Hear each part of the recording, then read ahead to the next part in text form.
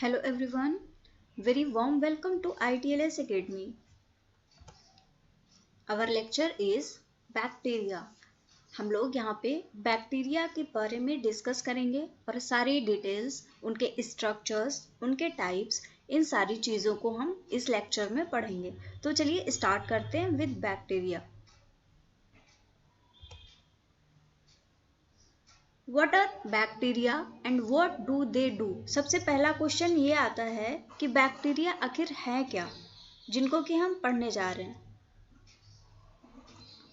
तो अब देखते हैं हम कि क्या है bacteria. Bacteria are microscopic single celled organism. Microscopic कोई भी वो चीज़ होती है जिसको कि हम अपनी नेकेड आई से, मतलब कि अगर हम डायरेक्ट देखना चाहें तो हम उसको देख नहीं सकते. उसके लिए हमें ज़रूरत होती है माइक्रोस्कोप की. तो जिन चीज़ों को हम माइक्रोस्कोप से देखते हैं उनको बोला जाता है माइक्रोस्कोपिक. और जो हमारे बैक्टीरियाज हैं ये माइक्रोस्कोपिक होते हैं. नेक्स्ट पॉइंट आया यहाँ पे, ये सिंगल सेल्ड ऑर्गेनिज्म है. सिंगल सेल्ड हमने पढ़ा है कि जो हमारे ऑर्गेनिज्म होते हैं उनको डिवाइड किया जाता है सिंगल सेल्ड में एंड मल्टी सेलुलर ऑर्गेनिज्म में. जो सिंगल सेल वाले होते हैं वो एक ही सेल उनकी होती है और उसी में वो अपने सारे फंक्शंस को परफॉर्म करते हैं. जैसे कि उनका जो रेप्लिकेशन है, उनका डिवीज़न है और जो भी मैनेजमेंट एक सेल को करना होता है वो सारे एक ही सेल में कर लेते हैं. जबकि जो मल्टी सेलुलर ऑर्गेनिज्म होते हैं उनको अपने सारे फंक्शंस को परफॉर्म करने के लिए बहुत सारी सेल्स की ज़रूरत होती है, जो कि एक दूसरे के साथ में जुड़ के और कोई ना कोई ऑर्गेन या ऑर्गेन सिस्टम का फॉर्मेशन करती हैं और फिर वो उसके बाद में अपना काम, अपना वर्क परफॉर्म कर पाते हैं. जबकि सिंगल सेल जो ऑर्गेनिज्म होते हैं उनमें एक ही सेल होता है और वो उसी एक सेल पे सारे फंक्शंस को अपने परफॉर्म कर लेते हैं. तो हमने ये देख लिया कि जो बैक्टीरियाज हैं they are microscopic and single celled organism that exist in their millions. बहुत सारे अगर आप एक चुटकी भी मिट्टी ले लेते हैं, जो हम लोग जो मिट्टी होती है उसमें, तो मिलियंस ऑफ बैक्टीरिया प्रेजेंट, लाखों करोड़ों में बैक्टीरिया उस एक चुटकी भर मिट्टी में आपको प्रेजेंट मिल जाएंगे. In every environment, her environment में, हर तरीके के वातावरण में, both inside and outside other organism. ये जो होते हैं, अभी हमने जो प्रॉपर्टीज़ देखी वो मेन प्रॉपर्टीज़ ये थी कि ये माइक्रोस्कोपिक होते हैं, सिंगल सेल्ड हैं एंड मिलियंस में एक छोटी सी जगह में भी प्रेजेंट हो सकते हैं और हर तरीके के वातावरण में ये प्रेजेंट होते हैं. और इनसाइड एंड आउटसाइड मतलब किसी भी बॉडी में अंदर एंड बाहर दोनों ही जगह पे बैक्टीरियाज प्रेजेंट हो सकते हैं. जैसे कि अगर हम एग्जांपल लेना चाहें तो हमारी जो ह्यूमन बॉडी है, ह्यूमन बॉडी में भी ई कोलाई प्रेजेंट होता है जो कि हमारी इंटेस्टाइन में रहता है. और आउटसाइड की बात करें तो बहुत से बैक्टीरियाज ऐसे हैं जो बाहर की तरफ भी रहते हैं और कुछ बॉडी के अंदर भी रहते हैं और ये बेनिफिशियल भी हो सकते हैं, हार्मफुल भी हो सकते हैं.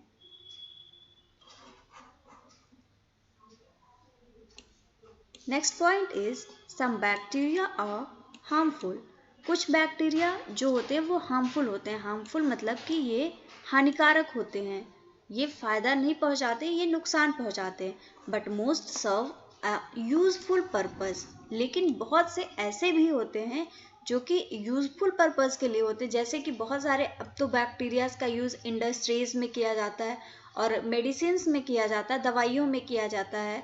तो इन सब चीज़ों में इनका यूजफुल पर्पस भी है. हमारी बॉडी में भी जो बैक्टीरिया प्रेजेंट रहते हैं हम उनको नेचुरल फ्लोरा बोलते हैं. मतलब कि जो नेचुरल तरीके से हमारी बॉडी में प्राकृतिक तरीके से प्रेजेंट है उनको हम बोलते हैं नेचुरल फ्लोरा. और वो जो होते हैं वो एक यूजफुल होते हैं हमारी बॉडी के लिए.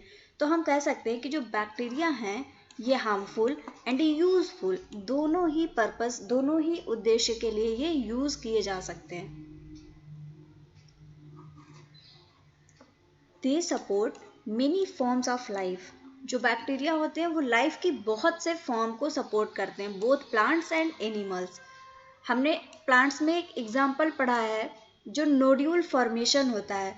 नोड्यूल फॉर्मेशन में हम जानते हैं एक बैक्टीरिया है हमारा राइजोबियम, वो हेल्प करता है कि कैसे कैसे ग्रोथ करनी है और हर चीज़ में हेल्प करता है। तो हम ये कह सकते हैं कि जो बैक्टीरिया होते हैं वो लाइफ फॉर्म को सपोर्ट करते हैं। जो लाइफ है प्लांट की हो या एनिमल की हो, किसी भी चीज़ में बैक्टीरिया बहुत ही इम्पॉर्टेंट रोल प्ले करते हैं।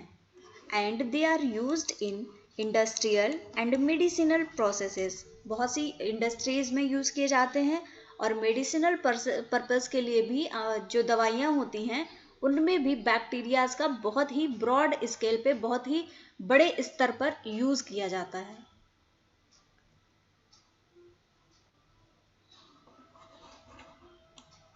Next point is bacteria are thought to have been the first organism to appear on earth. ऐसा माना जाता है कि धरती पर सबसे पहले जो ऑर्गेनिज्म अपीयर हुआ वो था बैक्टीरिया, और इसीलिए ये एक्चुअली हमारे प्रोकैरियोटिक सेल्स भी हैं। तो ये जो हैं बैक्टीरिया, इनको माना जाता है कि ये धरती पर सबसे पहले इनका जन्म था वो हुआ, सबसे पहले बैक्टीरिया ही अर्थ पे आए। We can say that about 4 billion years ago, लगभग 4 बिलियन साल पहले ये बैक्टीरिया हमारे अर्थ पे आ गए। The oldest known fossils are of bacteria-like organism. जो सबसे पुराने जो फॉसिल्स हैं, जिनको हम बोलते हैं हमारे जीवाश्म होते हैं, वो जो सबसे पुराना अभी तक का जीवाश्म मिला है, वो जो पाया गया उसमें सारे लक्षण थे वो बैक्टीरिया लाइक ऑर्गेनिज्म थे। मतलब उनमें जैसे कि बैक्टीरिया होते हैं, सारी वही प्रॉपर्टीज, सारे वही लक्षण देखे गए जो सबसे पुराना अभी तक का जीवाश्म मिला है। इसीलिए हम कह सकते हैं कि जो बैक्टीरिया हैं वो अर्थ पे सबसे पहले अपीयर होने वाले ऑर्गेनिज्म हैं।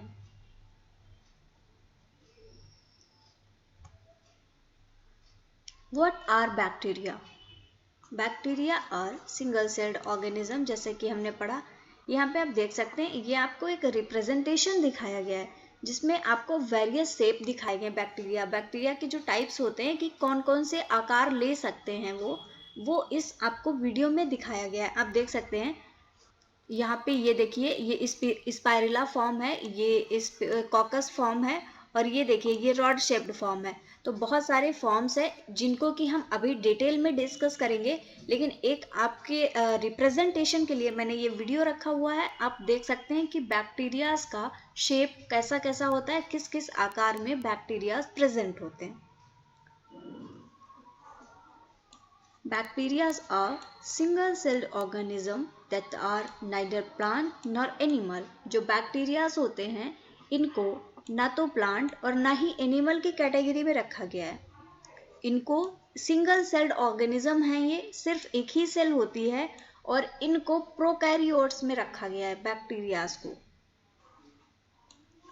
They usually measure a few micrometers in length and exist together in communities of millions. जो इनकी लेंथ होती है बहुत ही छोटी होती है, माइक्रोमीटर्स में इनको, जैसे कि हम जानते हैं कि जो लेंथ को मेजर करने के हमारे पैरामीटर्स होते हैं, मीटर, किलोमीटर, सेंटीमीटर, मिलीमीटर, तो उसी में एक आता है माइक्रोमीटर। तो इनकी जो लेंथ होती है वो माइक्रोमीटर्स में होती है, मतलब 10⁻⁻⁶ इतने में इनकी जो लेंथ होती है। And these exist together in communities of millions. ये लाखों करोड़ों एक साथ में प्रेजेंट होते हैं। A gram of soil typically contains about 40 million bacterial cells. अगर आप 1 ग्राम सॉइल को, 1 ग्राम मिट्टी को लेते हैं तो उसमें लगभग 40 मिलियन बैक्टीरियल सेल्स आपको प्रेजेंट मिल सकती हैं। A millimeter of fresh water usually holds about 1 million bacterial cells. 1 millilitre अगर हम वाटर लेते हैं, 1 मिलीलीटर वाटर लेंगे तो उस फ्रेश वाटर में, फ्रेश वाटर है वो भी, डर्टी वाटर नहीं है, अगर फ्रेश वाटर लिया जाता है तो उस फ्रेश वाटर में भी लगभग 1 मिलियन बैक्टीरियल सेल्स प्रेजेंट हो सकती हैं। Our next point is the earth is estimated to hold at least 5 non-alien bacteria. बहुत ही अरबों खरबों बैक्टीरियाज हमारी अर्थ में प्रेजेंट माने जाते हैं and much of the earth's biomass is thought to be made up of bacteria. जो अर्थ का बायोमास है, बायोमास जो हम लेते हैं, कोई भी लिविंग ऑर्गेनिज्म रह रहे हैं और जो उनकी सराउंडिंग है, इन सारी चीज़ों को मिला के बनता है बायोमास। और उसी बायोमास में ज़्यादातर माना जाता है कि जो हमारी अर्थ का बायोमास है उसका ज़्यादातर पार्ट जो है वो बैक्टीरिया से मिलकर बना हुआ है।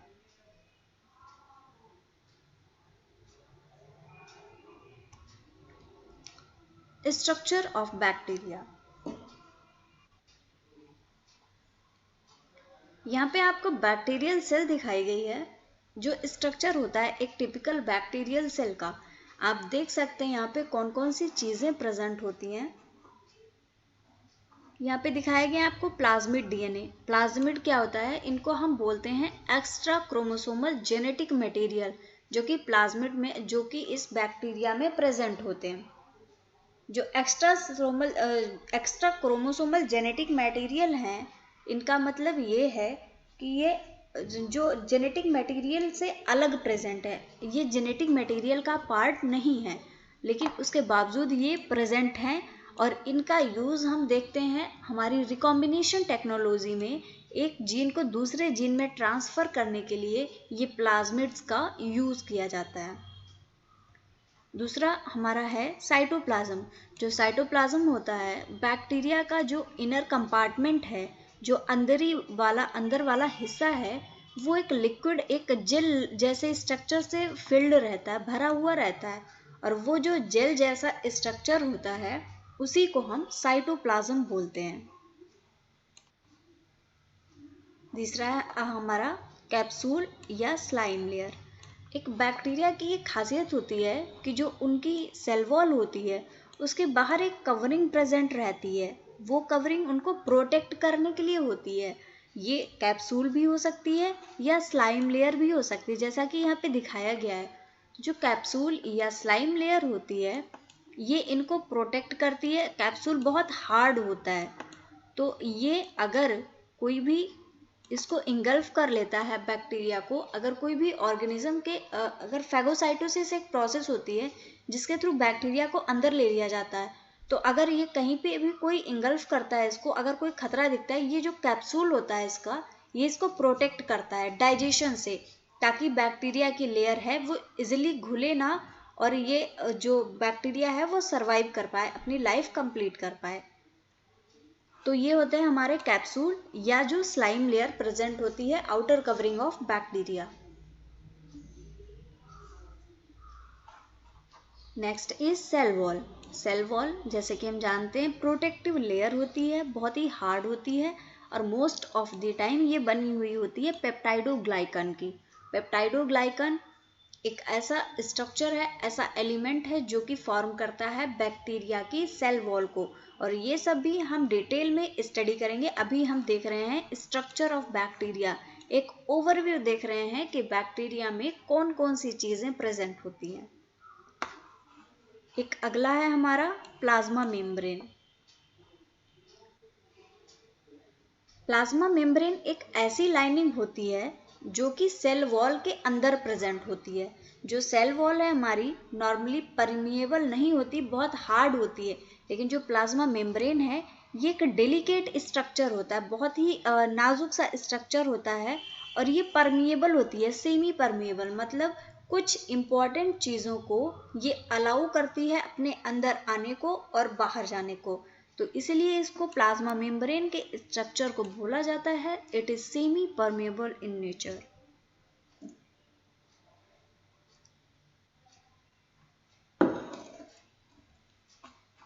अगला स्ट्रक्चर है हमारा प्रोकैरियोटिक फ्लैजिलम। बैक्टीरिया के पास मूवमेंट के लिए, अपने चलने के लिए जो इनका मूवमेंट होता है, लोकोमोशन होता है, इसका आगे बढ़ना पीछे बढ़ना, तो ये जो स्ट्रक्चर होते हैं फ्लैजिलम, इनके द्वारा ये परफॉर्म किया जाता है। ये रिस्पॉन्सिबल होते हैं ये इस काम को करने के लिए कि बैक्टीरिया की शेल कैसे आगे मूव करे और कैसे पीछे मूव करे। तो ये जो फ्लैजिलम होते हैं, फ्लैजिलम रिस्पॉन्सिबल होते हैं for the locomotion of bacteria, bacteria के मूवमेंट के लिए, बैक्टीरिया को आगे पीछे जाने के लिए या आने के लिए। Next one is our food granules. Food granules कुछ ग्रैन्यूल्स होते हैं ऐसे जो कि बैक्टीरिया के न्यूट्रिशन में हेल्प करते हैं।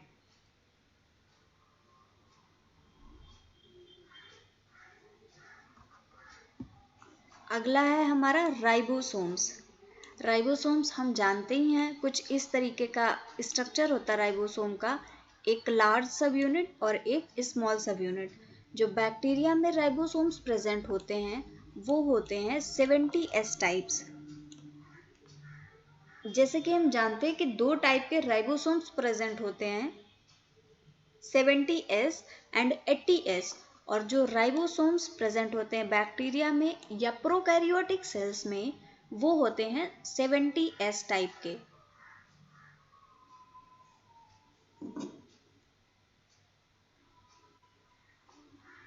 अगला स्ट्रक्चर है पिलाई। पिलाई बैक्टीरिया का वो पार्ट होता है जो एक बैक्टीरिया को किसी भी सरफेस से या किसी भी दूसरे सेल से अटैचमेंट में हेल्प करता है। ये बैक्टीरिया है अगर हमारा, और ये कोई भी सरफेस है, तो ये सरफेस से इसको जुड़ने के लिए, इससे कनेक्शन बनाने के लिए हेल्प करेगा पिलाई। इनको हम एडेसिव ऑर्गन्स भी बोलते हैं, मतलब कि एडेसिव का मतलब होता है चिपकाने वाले। किसी भी सरफेस से या किसी भी दूसरे बैक्टीरिया से अटैच होने में, उनसे जुड़ने में अपना रोल प्ले करता है जो पिलाई होता है। Next is our chromosome. Chromosome nucleoid region होता है। हम जानते हैं प्रोकैरियोटिक सेल जो हमारा होता है उसमें कोई भी न्यूक्लियस प्रेजेंट नहीं होता, तो जो न्यूक्लियस का फंक्शन है वो कोई भी यहाँ पे परफॉर्म नहीं करता। तो जो न्यूक्लियस होता है नॉर्मली जो यूकैरियोटिक ऑर्गेनिज्म होते हैं उनमें जो न्यूक्लियस का वर्क होता है वो होता है जेनेटिक मटेरियल को स्टोर करके रखना। But in the case of prokaryotes जो हमारा क्रोमोसोम है या जो जेनेटिक मटेरियल है वो किसी भी न्यूक्लियर बॉडी में पैक्ड नहीं होता, वो ऐसे ही पड़ा हुआ होता है। और ये जो स्ट्रक्चर है इस स्ट्रक्चर को हम बोलते हैं न्यूक्लियोइड रीजन। मतलब ये एक इनका ऐसा स्पेस होता है जहाँ पे जेनेटिक मटेरियल ऐसे ही प्रेजेंट होता है, न्यूक्लियस में प्रेजेंट नहीं होता। तो ये एक ब्रीफ ओवरव्यू देखा हमने बैक्टीरिया के स्ट्रक्चर का, कि कैसे बैक्टीरिया में क्या क्या होता है, कौन कौन सी चीज़ें प्रेजेंट होती हैं, कैसे बैक्टीरिया लोकोमोशन करता है और कैसे खुद को प्रोटेक्ट करता है। ये सारी चीज़ें हमने इस स्ट्रक्चर में देख ली।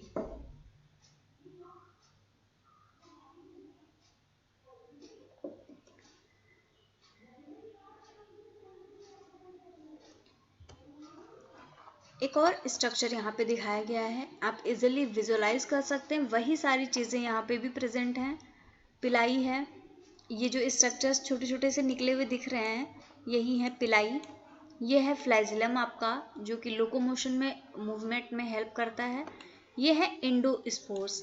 इंडोस्पोर क्या होते हैं? इंडोस्पोर एक ऐसा स्ट्रक्चर होता है कि कोई भी अगर अनफेवरेबल कंडीशन हो, अनफेवरेबल मतलब ऐसी कंडीशन जो कि बैक्टीरिया जिसमें ग्रोथ नहीं कर सकता, उसके सर्वाइवल के लिए वो फेवरेबल नहीं है, उसके अनुकूल नहीं है, तो हम कह सकते हैं कि जो प्रतिकूल कंडीशंस होती हैं उनमें बैक्टीरिया एक ऐसा स्ट्रक्चर फॉर्म कर लेता है जो कि बहुत रेजिस्टेंट होता है और वो कैसे भी वातावरण को सहन करने में सक्षम होता है।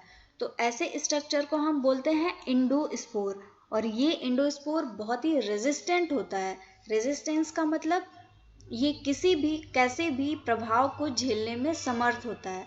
और ये इंडोस्पोर स्ट्रक्चर अगर कभी इसको अपने अनुकूल कंडीशंस मिल जाती हैं, स्थितियां अगर इनके अनुकूल होती हैं, तो ये दोबारा से अपनी ग्रोथ करने लगते हैं, सेल का डिवीजन करते हैं और फिर से अपनी लाइफ साइकिल को स्टार्ट कर देते हैं। कैप्सूल स्ट्रक्चर भी हमने देखा अभी कि कैप्सूल क्या होता है, प्रोटेक्ट करता है बॉडी को बैक्टीरिया की। साइटोप्लाज्म है, राइबोसोम है, क्रोमोसोम है, प्लाज्मिड है। इन सारी चीज़ों को हमने अभी लास्ट जो हमने स्ट्रक्चर देखा दैट इज हमारा जो ये वाला स्ट्रक्चर है, इसमें हमने सारी चीज़ों को डिस्कस कर लिया है। वही सारी चीज़ें यहाँ पर भी आपको विजुअलाइज करने की कोशिश की गई है। इन सारी चीज़ों को वहाँ पे हमने एंडोस्पोर नहीं पढ़ा था, जिसको कि हमने इस स्लाइड में डिस्कस कर लिया है। अब ज़्यादातर चीज़ें जो बैक्टीरिया के स्ट्रक्चर में होती हैं, उन चीज़ों को हमने स्टडी कर लिया है। तो चलिए एक बार हम डिटेल देख लेते हैं कि जो चीज़ें हमने पढ़ी हैं उनका डिटेल, और जो आपको नोट्स भी चाहिए तो उन चीज़ों के लिए मैंने यहाँ पे उनका प्रॉपर डिटेल रखा हुआ है। तो चलिए एक एक करके हम देखते हैं कि जो भी ऑर्गेन्स जितने भी प्रेजेंट हैं बैक्टीरिया में, उनका क्या काम है और क्या वो फंक्शन परफॉर्म करते हैं। Bacterial cells are different from plant and animal cells. जो बैक्टीरिया की सेल्स होती हैं वो प्लांट और एनिमल, मतलब जो एनिमल सेल है और प्लांट सेल है, इन दोनों से ही डिफरेंट होती हैं। इनसे कोई भी सिमिलरिटी इनकी नहीं होती। Bacteria are prokaryotes. जो बैक्टीरिया हैं वो प्रोकैरियोट्स होते हैं, which means they have no nucleus. जो बैक्टीरिया है, प्रोकैरियोटिक सेल के बारे में हम जानते हैं कि प्रोकैरियोटिक सेल ऐसी सेल होती है जिसमें कि न्यूक्लियस नहीं होता। उनका जेनेटिक मटेरियल ऐसे ही सेल के अंदर प्रेजेंट रहता है, और बाकी ऑर्गेनेल्स भी नहीं होते हैं। जो मेम्ब्रेन बाउंड ऑर्गेनेल्स होते हैं, ये एक सेपरेट थिंग है कि प्रोकैरियोटिक एंड यूकैरियोटिक सेल को डिस्कस करना। एक ब्रीफ ओवरव्यू के लिए मैं बता देती हूँ। जो प्रोकैरियोट्स हैं, इनकी जो स्ट्रक्चर है उनमें फर्स्ट पॉइंट इज उनमें न्यूक्लियस प्रेजेंट नहीं होता। कोई भी मेम्ब्रेन बाउंड, मतलब कि जो डबल लेयर स्ट्रक्चर होते हैं सारे, वो प्रेजेंट नहीं होते हैं, और ये सिंगल सेल में ही अपना फंक्शन परफॉर्म कर लेते हैं। अब बैक्टीरियल सेल इंक्लूड्स, हम अब देखने जा रहे हैं कि जो जो स्ट्रक्चर्स प्रेजेंट होते हैं बैक्टीरिया की सेल में, वो कैसे अपना फंक्शन परफॉर्म करते हैं, अपने काम को वो कैसे करते हैं। तो चलिए देखते हैं। सबसे पहला है कैप्सूल।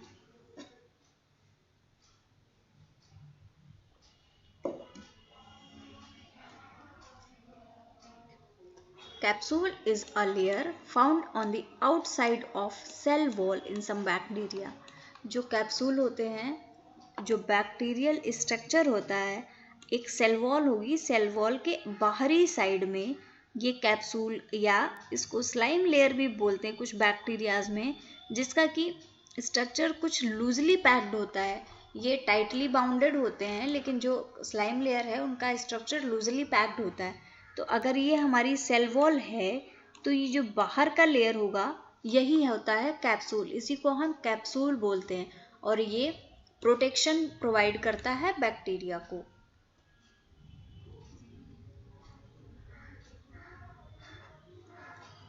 अगला है cell wall. Cell wall is a layer that is made of a polymer called peptidoglycan. जो बैक्टीरिया की लेयर होती है, जो सेल वॉल होती है, वो पॉलीमर होता है, एक पेप्टाइडोग्लाइकान, इससे मिलके बनी होती है। अब जो पेप्टाइडोग्लाइकान है, ये बना होता है दो पॉलीपेप्टाइड से, जिनका नाम है नैग प्लस नैम। ये जो पेप्टाइडोग्लाइकान है वो नैग एंड नैम से मिलके बना होता है, जिनका कि मतलब है N acetyl glutamic acid and N acetyl muramic acid. ये सारी चीज़ें भी डिटेल्ड स्टडी की बात है। यहाँ पे मैं ओवरव्यू के लिए बता रही हूँ कि पेप्टाइडोग्लाइकान नैग एंड नैम से मिलके बना हुआ होता है, और ये एक पॉलीमर होता है। पॉलीमर का मतलब है जिसमें दो या दो से ज़्यादा चीज़ें मिलके किसी भी स्ट्रक्चर को बनाते हैं, किसी भी संरचना को अगर वो बना रहे हैं तो उसको हम बोलते हैं पॉलीमर। तो हमने ये देख लिया कि जो सेल वॉल है वो पेप्टाइडोग्लाइकान की बनी हुई होती है। The cell wall gives the bacteria its shape. जो सेल वॉल होती है, जो बैक्टीरिया का शेप कैसा होगा, इस चीज़ को डिसाइड करने में बहुत ही इम्पोर्टेंट रोल प्ले करती है। जो इसका स्ट्रक्चर है ये बहुत हार्ड होता है। जो हार्ड स्ट्रक्चर है, तो अगर कोई भी चीज़ इसके अंदर प्रेजेंट है तो ये डिसाइड करेगा कि उसको किस शेप में रखना है। तो हम कह सकते हैं कि जो सेल वॉल होती है ये रिस्पॉन्सिबल होती है बैक्टीरिया को उसका शेप देने के लिए। उसकी जो संरचना है वो कैसी होगी ये बताता है बैक्टीरिया का cell wall. It is located outside the plasma membrane. जो सेल वॉल है इसके अंदर भी एक लेयर होती है जिसको कि हम बोलते हैं प्लाज्मा मेम्ब्रेन। ये प्लाज्मा मेम्ब्रेन के बाहरी हिस्से में प्रेजेंट होता है। The cell wall is thicker in some bacteria called gram positive bacteria. दो टाइप्स के बैक्टीरिया प्रेजेंट होते हैं, gram positive and gram negative. जो ग्राम पॉजिटिव बैक्टीरियाज होते हैं उनकी जो सेल वॉल होती है वो थिक होती है, मतलब जो ग्राम नेगेटिव बैक्टीरिया हैं उनसे मोटी सेल वॉल होती है ये ग्राम पॉजिटिव बैक्टीरिया की। Next is our plasma membrane found within the cell wall. Cell wall के अंदर प्रेजेंट होती है plasma membrane. This generates energy and transports chemical. जो प्लाज्मा मेम्ब्रेन का नेचर होता है वो सेमी परमेबल नेचर की होती है, मतलब वो कुछ चीज़ों को अलाउ करती है अंदर से बाहर, बाहर से अंदर आने जाने के लिए। इसीलिए हम कह सकते हैं कि ये एनर्जी और कुछ केमिकल्स का ट्रांसपोर्ट संभव बनाती है कि कुछ जो एनर्जी है, कुछ केमिकल्स हैं वो बाहर से अंदर आ जाएं और अंदर से बाहर चले जाएं। This membrane is permeable, which means that substances can pass through it. ये जो परमिएबल का मतलब होता है कि कुछ चीज़ें यहाँ से यहाँ और यहाँ से यहाँ हो सकती हैं, और इसका मतलब ही ये होता है कि कुछ सब्सटेंसेस होते हैं, कुछ पदार्थ जो होते हैं वो इसके थ्रू पास कर सकें, इसके आर पार आ जा सकें। तो एक ब्रीफ जो स्ट्रक्चर हमने देखा कुछ इस तरीके से कि ये अगर हमारा स्ट्रक्चर है बैक्टीरिया का तो इसमें हमको मिलेंगी ये 3 लेयर्स। सबसे जो अंदर वाली लेयर होगी वो होगी हमारी प्लाज्मा मेम्ब्रेन। प्लाज्मा मेम्ब्रेन के बाहर प्रेजेंट होती है सेल वॉल, और जो लास्ट में आती है कैप्सूल या स्लाइम लेयर उसको बोला जाता है। ये 3 स्ट्रक्चर जो प्रेजेंट होते हैं सबसे बाहरी कवरिंग को बनाते हैं बैक्टीरिया की।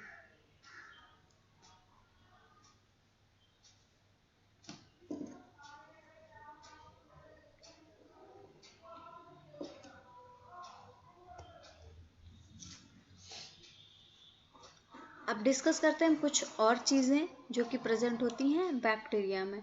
पहला है cytoplasm, a gelatinous substance inside the plasma membrane that contains genetic material and ribosome.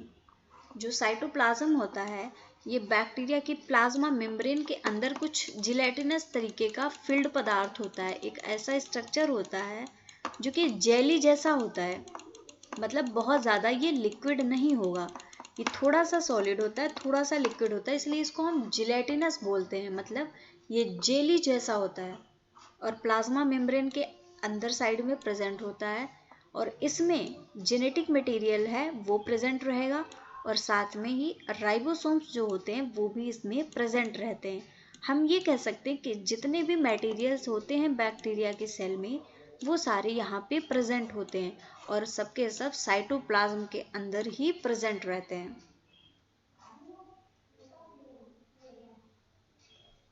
अगला है DNA. This contains all the genetic instructions used in the development and functions of the bacterium. जो DNA है ये genetic instructions को, मतलब कि जो information है, जो सूचनाएं हैं एक जगह से दूसरी जगह पे पहुंचाने का काम जेनेटिक मटेरियल का होता है। तो जो डीएनए है ये एक सेल से दूसरी सेल में एक बैक्टीरिया के जेनेटिक मटेरियल को दूसरी सेल में ट्रांसफ़र करता है और उस बैक्टीरिया के डेवलपमेंट में और उसके फंक्शन में हेल्प करता है। It is located inside the cytoplasm. जो लोकेशन है डीएनए की ये साइटोप्लाज्म में यूं ही पड़ा रहता है, कोई भी इसके न्यूक्लियस नहीं होता है जिसमें कि ये प्रेजेंट हो, ये डायरेक्टली साइटोप्लाज्म में प्रेजेंट रहेगा। अगला है ribosomes. This is where proteins are made. जो राइबोसोम होते हैं ऐसे स्ट्रक्चर्स होते हैं जो कि रिस्पॉन्सिबल होते हैं आरएनए से प्रोटीन को बनाने के लिए। तो ये एक ऐसे स्ट्रक्चर होते हैं जहाँ पे प्रोटीन्स बनती हैं और प्रोटीन की सिंथेसिस की जाती है। Ribosomes are complex particles made up of RNA rich granules. जो राइबोसोम्स होते हैं, राइबोसोम का स्ट्रक्चर आरएनए एंड प्रोटीन का बना हुआ होता है।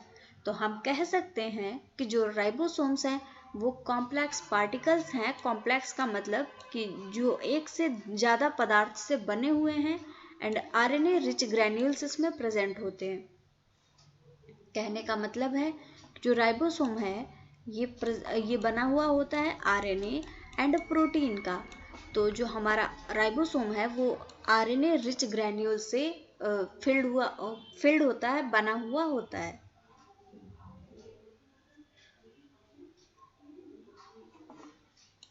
अगला स्ट्रक्चर है हमारा flagellum. Flagellum is used for movement. Movement के लिए रिस्पॉन्सिबल होता है जो हमारा फ्लैजिलम होता है। जो बैक्टीरिया अगर आगे की साइड में जा रहा है, पीछे की साइड में आ रहा है, तो ये जो मूवमेंट होता है, जो इसका आना जाना, ये इसका जो लोकोमोशन है वो परफॉर्म किया जाता है फ्लैजिलम के द्वारा। To propel some type of bacteria. Propel का मतलब है कि बैक्टीरिया की गति को निर्धारित करना, उसको आगे ले जाना या पीछे लाना। There are some bacteria that can have more than one. जो फ्लैजिलम है ज़रूरी नहीं कि ये एक ही प्रेजेंट हो। बहुत से ऐसे बैक्टीरियाज होते हैं जिनमें ये पूरी बॉडी पर भी प्रेजेंट हो सकते हैं, और कुछ ऐसे भी बैक्टीरिया होते हैं जिनमें कि एक ही फ्लैजिलम होता है। कुछ ऐसे भी हो सकते हैं जिनमें एक से ज़्यादा होते हैं। तो हम कह सकते हैं कि फ्लैजिला कहीं भी प्रेजेंट हो सकता है बैक्टीरिया की बॉडी में, और ज़रूरी नहीं कि ये एक ही हो, इसका अमाउंट वेरी कर सकता है। पिलाई, these are hair-like appendages on the outside of the cell. पिलाई हमने देखा था स्ट्रक्चर एक ऐसा होता है जो हेयर लाइक स्ट्रक्चर होता है। एक बार दिखाती हूँ मैं दोबारा से। कुछ ये स्ट्रक्चर होता है पिलाई का। ये देखिए हेयर लाइक स्ट्रक्चर है, एक छोटे छोटे पतले पतले बालों के जैसी इसकी संरचना होती है। ये प्रेजेंट होते हैं बैक्टीरिया की आउटर सरफेस पे। तो हम कह सकते हैं allow it to stick to surface. ये एक अडहेसिव ऑर्गेन की तरह, एक चिपकाने वाले ऑर्गेन की तरह काम करते हैं, और ये allow it to stick to surface, किसी भी सरफेस से इसके चिपकने के लिए बैक्टीरिया के किसी भी सरफेस से ये पिलाई हेल्प करते हैं। And transfer genetic material to other cells. कुछ टाइम्स समटाइम्स ऐसा भी देखा जाता है कि जेनेटिक मटेरियल के ट्रांसफर में भी हेल्प करते हैं। This can contribute to the spread of illness in humans. ये ह्यूमंस में इलनेस को, बीमारी को भी फैलने में हेल्प कर सकते हैं। ऐसा इसलिए क्योंकि जो अगर हमारी ये ह्यूमन बॉडी की स्किन है, तो यहाँ पे बैक्टीरिया अगर कोई भी आया तो उसको चिपकाने में ह्यूमन बॉडी से हेल्प करेंगे ये जो पिलाई होते हैं। और एक बार अगर इन्होंने सरफेस से चिपका दिया बैक्टीरिया को, फिर बैक्टीरिया ग्रोथ करके, डिवाइड करके किसी भी डिसीज को, किसी भी बीमारी को फैला सकता है। तो ये कहा जा सकता है कि ये जो पिलाई होते हैं ये किसी भी बीमारी को, इलनेस को फैलने में भी हेल्प कर सकते हैं।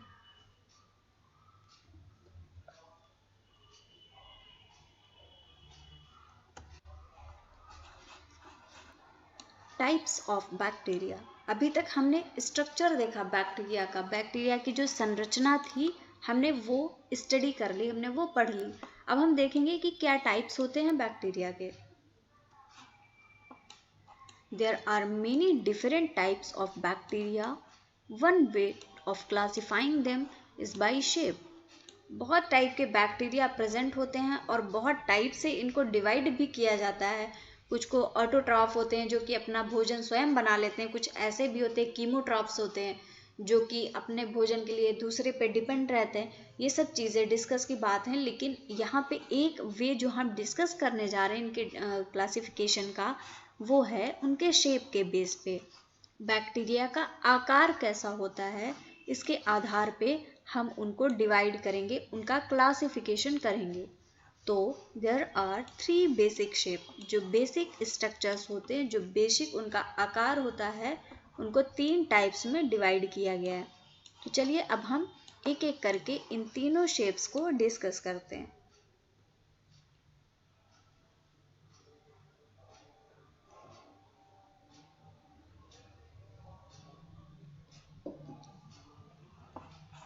जो हमारा सबसे पहला शेप है वो है स्फेरिकल। स्फेरिकल कुछ ऐसा शेप होता है कि ये जैसा स्ट्रक्चर है कुछ इस तरीके से, ये गोल गोल सी संरचनाएं होती हैं जिनको कि हम स्फेरिकल स्ट्रक्चर बोलते हैं। तो ये भी शेप बैक्टीरिया लेते हैं। तो देखते हैं spherical bacteria shaped like a ball, एक बॉल की तरह बैक्टीरिया बन जाते हैं, कॉल्ड कोकाई। इनको हम कोकाई बोलते हैं। जब बहुत सारी ये ऐसे ऐसे करके बॉल की तरह इनकी संरचना होती है, ये इकट्ठे होते जाते हैं एक दूसरे के साथ, एग्रीगेट होके एक दूसरे के साथ में जुड़ के, और इस स्ट्रक्चर को हम बोलते हैं cocci. And a single bacterium is a कोकस। जो सिंगल बैक्टीरियम होता है, कोई भी एक बैक्टीरिया अगर प्रेजेंट है इस शेप का, तो हम उसको बोलते हैं कोकस। तो हम कह सकते हैं कि जो कोकस शेप है या स्फेरिकल शेप है, कुछ इस तरीके का इनका स्ट्रक्चर होता है। Next is rod shaped. Rod, जैसा कि ये नेम ही इसका बता रहा है कि ये कुछ रॉड की तरह संरचना होगी इसकी, ये कुछ इस तरीके से इनका स्ट्रक्चर होगा। This are known as bacilli. अब जो बेसिलाई है, रॉड शेप्ड स्ट्रक्चर है, इसको बोला जाता है बेसिलाई। एंड सिंगुलर बैसिलस, जो रॉड शेप्ड, अगर ऐसे बहुत से बैक्टीरिया एक साथ में प्रेजेंट हैं। Let me draw.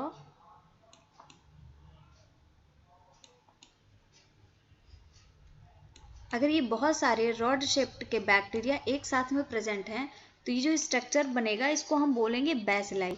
लेकिन अगर ये जो सिंगल बैक्टीरिया है, सिंगल ऐसे रॉड शेप्ड, अगर मैं इसको अलग से बना लूँ, तो ये जो हमारा स्ट्रक्चर बनेगा, ये सिंगल बैक्टीरिया को हम बोलेंगे bacillus. Some rod shaped bacteria are curved. कुछ बैक्टीरिया ऐसा जो रॉड शेप्ड होते हैं, वो कुछ कर्व भी हो जाते हैं, कभी कभी कुछ इस तरीके से संरचना बना लेते हैं अपनी। And these are known as vibrio.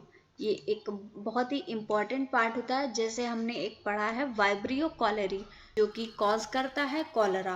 Cholera नाम की एक बीमारी होती है, उसके लिए रिस्पॉन्सिबल होता है वाइब्रियो कॉलेरी। तो ये जो वाइब्रियो है, ये रॉड शेप का ही मॉडिफिकेशन होता है, इसी में कुछ परिवर्तन होते हैं, और कुछ ये इस तरीके से कर्व होके कॉमा जैसी स्ट्रक्चर बना लेते हैं, और इन्हीं को कहा जाता है वाइब्रियो। अगला है हमारा spiral. These are known as spirilla. जो स्पाइरल शेप्ड होते हैं, ये इनको हम स्पाइरिला बोलते हैं। और सिंगुलर, अगर कोई सिंगल है तो इसको स्पाइरिलस भी बोला जाता है। स्पाइरल स्ट्रक्चर कुछ इस तरीके से प्रेजेंट होता है। जैसे हम डीएनए का स्ट्रक्चर देखते हैं, हमारा डबल स्ट्रैंडेड डीएनए है, तो ये स्पाइरल स्ट्रक्चर होता है। तो कुछ उसी तरीके से ये स्पाइरल स्ट्रक्चर प्रेजेंट होता है ये बैक्टीरिया का। If their coil is very tight, then they are known as spirochetes. जो इस तरीके का स्ट्रक्चर है, इसको तो हमने बोल दिया कि ये स्पाइरिला है, लेकिन अगर ये जो क्वाइलिंग है इनकी, ये बहुत टाइट है, ये कुछ इस तरीके से ऐसे ऐसे ऐसे करके बहुत ही टाइट क्वाइलिंग में है, तो इनको हम बोलेंगे स्पाइरोकीट्स। तो हम कह सकते हैं कि जो हमने शेप देखे बैक्टीरिया के, उनका एक ओवरव्यू ले लेते हैं कि अगर वो स्फेरिकल होंगे तो हम इनको बोलेंगे कॉकस। अगर ये रॉड शेप्ड होंगे तो हम इनको बोलेंगे बैसिलस। और यही रॉड शेप मॉडिफाई होके अगर कॉमा शेप्ड बन जाएगा तो हम इसको बोलेंगे वाइब्रियो। कुछ इस तरीके से स्पाइरल की तरह अगर ये स्ट्रक्चर इनका प्रेजेंट है तो ये होंगे स्पाइरिला। और यही जब कॉइलिंग अगर बहुत कॉम्प्लेक्स हो जाएगी तो ये जो स्ट्रक्चर बनेगा इसको हम बोलेंगे स्पाइरोकीट्स। तो ये कुछ हमारे बेसिक शेप हैं, जो बेसिक आकार लेता है बैक्टीरिया, ये उन शेप्स के बारे में हमने डिस्कस कर लिया है।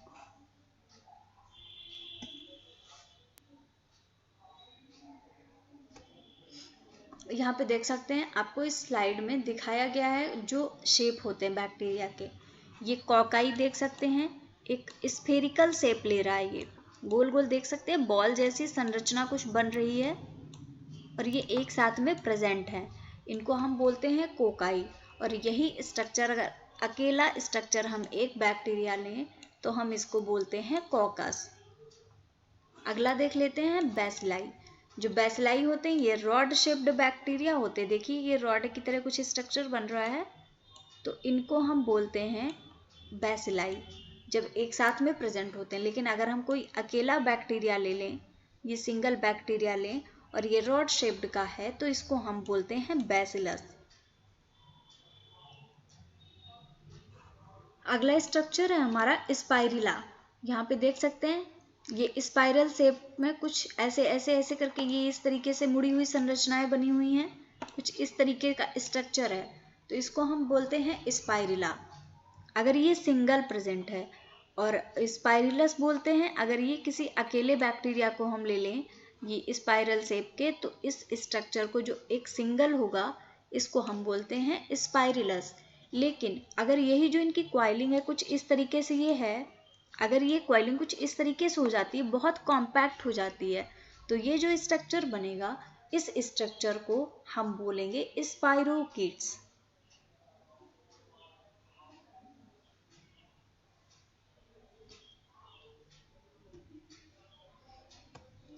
So thank you very much guys for watching this session.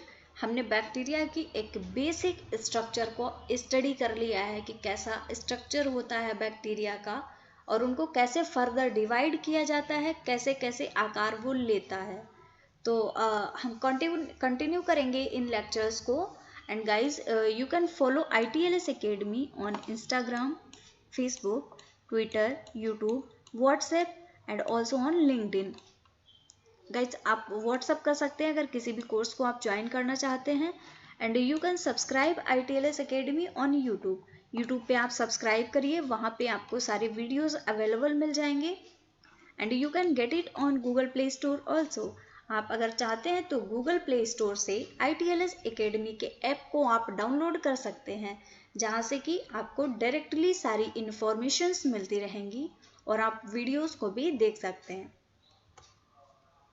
So thank you very much again, thank you very much for watching this session guys। आप लोग लाइक शेयर एंड सब्सक्राइब भी करिए चैनल को and video को भी like करिए। And अगर आप चाहते हैं किसी और भी टॉपिक पे तो आप मेंशन कर सकते हैं, उस टॉपिक पे भी वीडियो बना के आपको दे दिया जा सकता है। आप किसी भी हेल्प के लिए कॉल कर सकते हैं इस नंबर पे या व्हाट्सएप कर सकते हैं, और किसी भी इंफॉर्मेशन के लिए आप विजिट कर सकते हैं वेबसाइट पे ITLS Academy के। So thank you very much again for watching this session.